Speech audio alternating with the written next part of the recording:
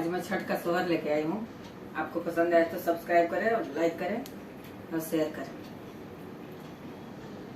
मचिया बठाला मरी सासू सरब गुना घरी हो सासू देहु नायापन चित्र सड़िया हम छठी पूजे जाइब।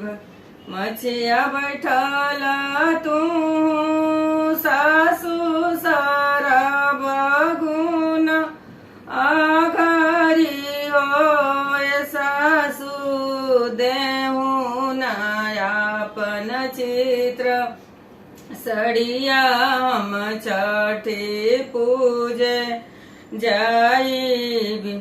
बोलियत बहुवरी बोले लू बोलाऊ न जाने लू हो बहुवर तू तहु नाने के झिनिया त छठी कैसे पूजबू।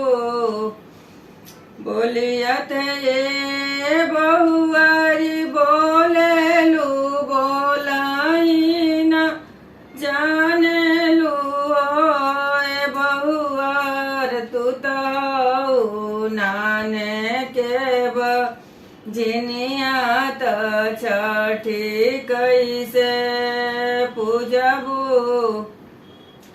इतना बचाना छठी माई सुनली सुनाई नहीं पावेली सुनाई नहीं पावेली हो छठी मैया नरियल के होरी नवली त फाड़वा में डाली दिहली।